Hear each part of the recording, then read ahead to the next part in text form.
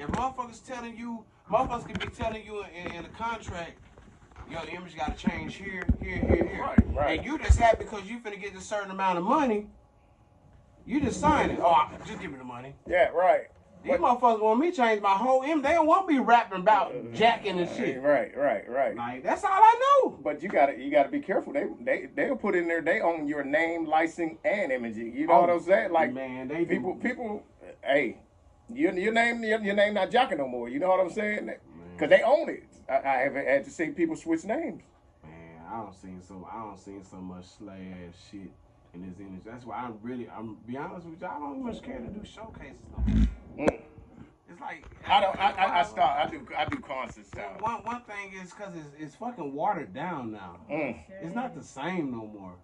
So I got a question on that. Now we're gonna talk about the movies some more. Okay. But my question is, do you think because COVID hit, when COVID hit, everybody was sitting at home, and then all of a sudden everybody on social media, they're a rapper, they're this, do you think it flooded the market, and there's just so many people that came out of COVID trying to be a rapper, wanted to be an entertainer? No. I don't think COVID had nothing to do with that, because right when COVID was over with, when it was time for us to come outside, my shit was booming.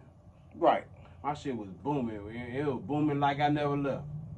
So same people with a whole lot more. So I don't think COVID had nothing to do with it. I just think the wrong people.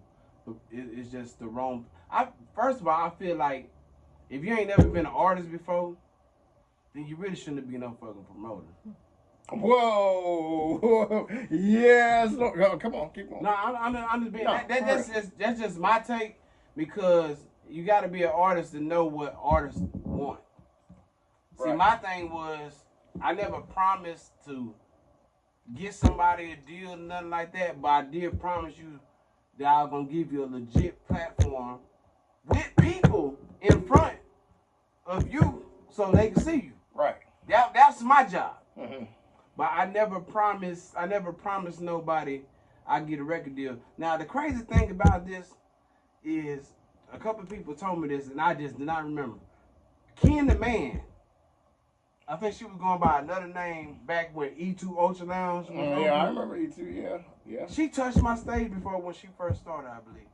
That's from what I was told. Right. I still don't remember, but a bunch of people started saying it like, bro, Ken the Man was on your stage before she was calling herself Ken the Man. I don't know how true this is, but this is what people telling me.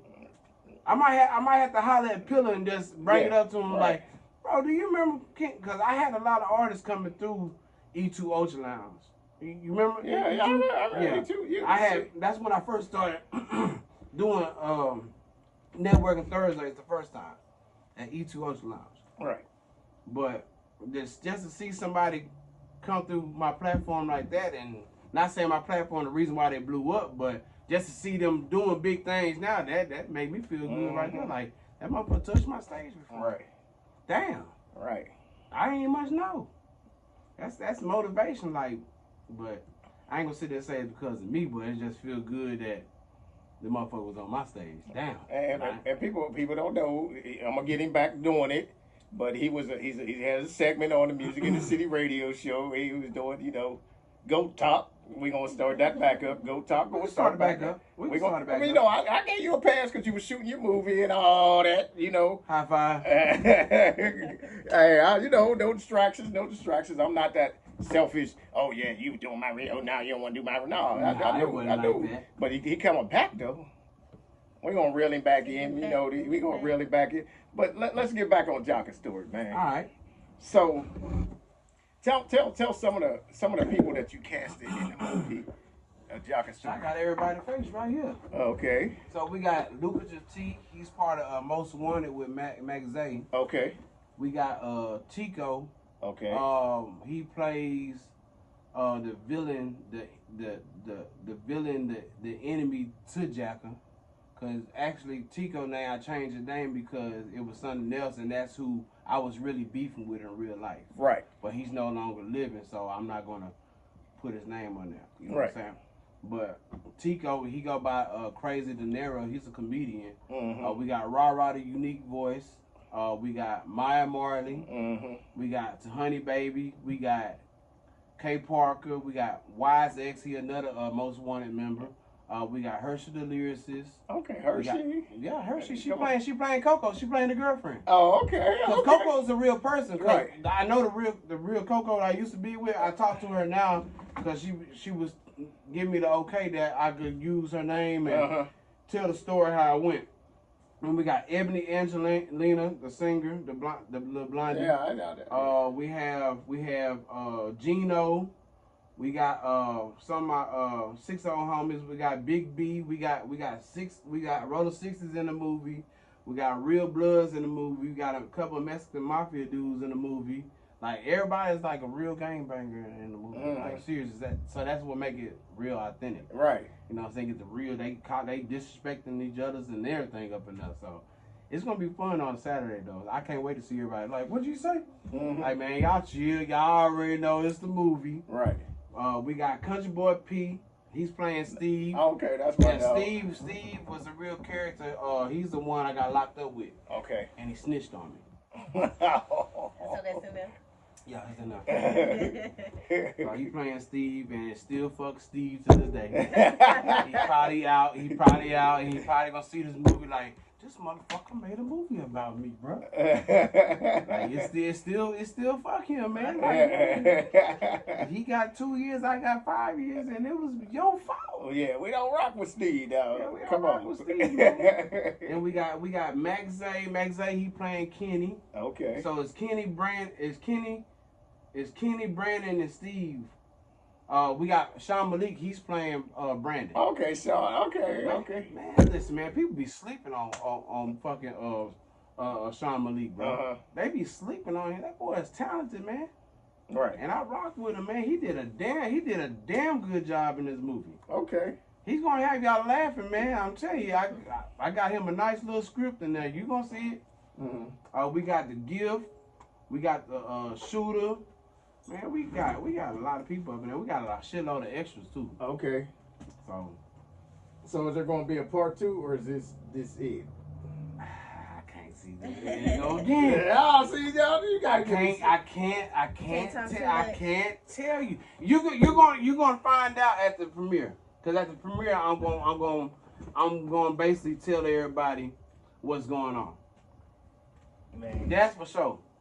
Man. And I'm pretty sure you're gonna both of y'all gonna wanna have something to do with what's going on.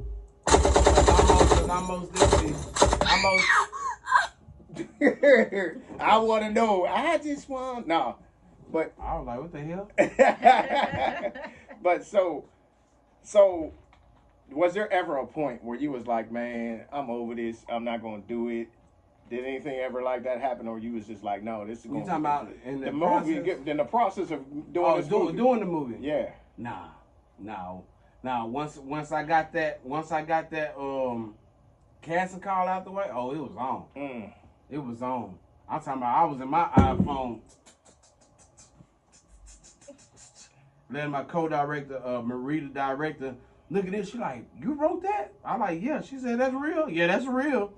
Shout out to Maria director, right? Yeah, Maria director.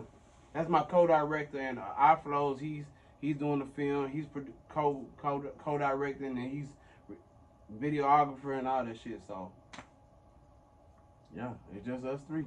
And because when I seen her perform, and she was like, "Oh, Maria, the director," and I'm like, "Why is her name that like?" You seen her perform at one of my shows? Yeah. Shout out to Marie director, wherever you at. You ain't on my live. She'll see the shit later. I think she's gonna be there. You better be there. You better be there. Saturday, next Saturday. So, providing advice to the next man.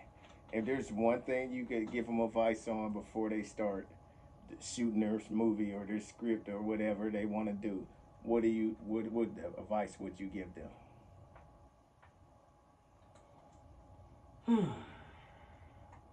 Just stand firm on what you want. It's okay to listen to other people's ideas, but if you want something and that's how you want it, stand 10 toes on what you want, Because there was a lot of people like, you should do it this way. I said, how you gonna tell me? You know how I do it. Mm-mm. Are you putting any money on this? Did you live through this? Right. So how you gonna tell me how to do my own movie? This is like basically a true story, so you can't tell me how to do my movie. Mm-hmm. The way I want my movie is how it's gonna be done. So that's my message to the people who's trying to do shit, man.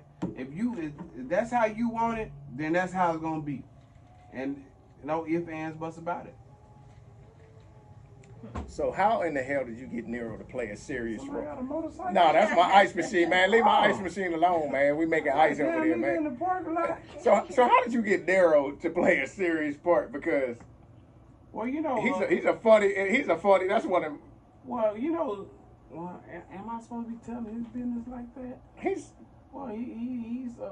well, sorry, Nero, if I say this, but he's an active. Well, he ain't an active. I don't know if he's active, but he's a gang. I know, but he's so like, you know, he's the reason why I had got the Bloods that I got, because those are all his people. So we got a mutual understanding, especially with the tripping and saying this disrespectful shit. So we all family at the end of the day. Mm-hmm. So he was with it, mm-hmm. And when he came to the what's the word I'm trying to say? He came to the rehearsals, to the casting, and he nailed it. Mm-hmm. He nailed it. He was in there being funny and shit. Like, man, who this nigga is? Mm-hmm. That nigga, he ain't much have his fucking paper. He like, yeah, motherfucker, duh. I'm like, damn, I like that shit. We all stood, me, Marie the director, and Aflo, we stood up like, yeah, we got you. You got it. You know what I'm saying? So it's been a journey, man. We've been working on this shit since February, bro. Mm-hmm, mm-hmm. Here we is in December. Yeah. You know, a lot of people like they was rushing and shit. Like, when y'all gonna be done with it? I say, man, this ain't no bootleg shit, man. This shit is real. Right. Oh yeah, it better look good. I like, well, you don't like it, but we taking our time, man. This ain't no bootleg shit, man. So is there a soundtrack on the movie? We was gonna. I was talking to Miss Lovey. Miss Lovey asked the same thing last night. Okay. So we was gonna do a soundtrack, but some people kind of got lost with their time and shit. Right. So they didn't meet the time the deadline time that I was looking for. So the people who did submit music is actually in the movie. Mm-hmm. So I didn't do the soundtrack. Okay. But food for thought, next time when I get ready to do a soundtrack, I'm reaching out to everybody.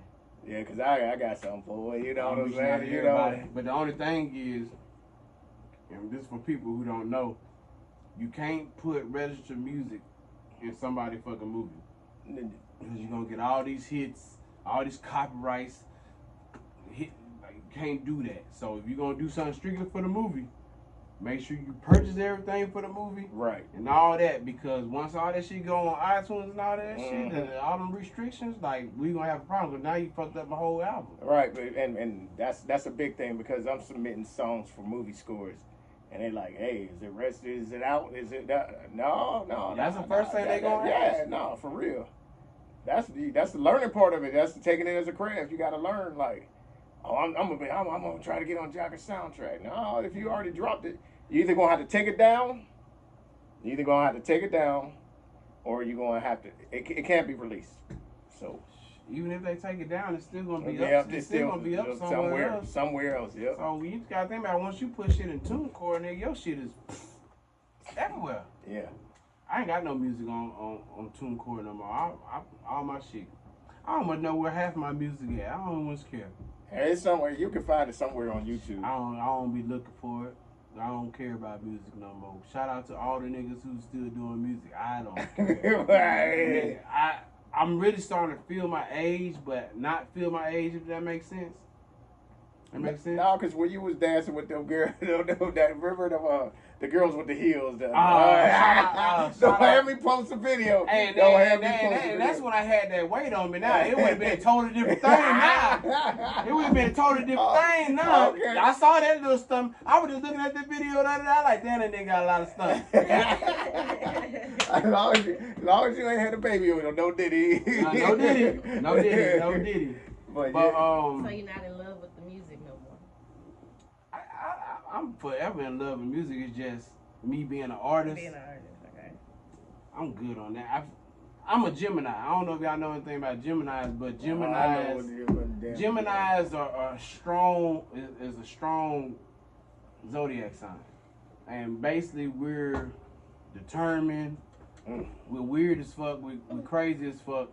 We got split personalities, and then when it comes to when it's something that you want to do, oh, you gonna do it. Right. No matter what, you gonna do it.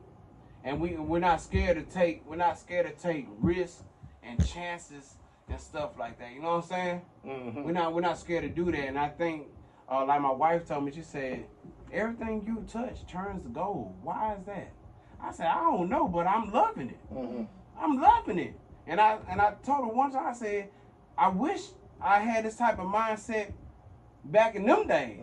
Because if I did, nigga, I think I'd be a billionaire right now. Bruh. For real. I didn't know I was this talented. Right. So we talked about, you know, the way you're able to do this is we talked about it. And you said you want to have multiple streams of what?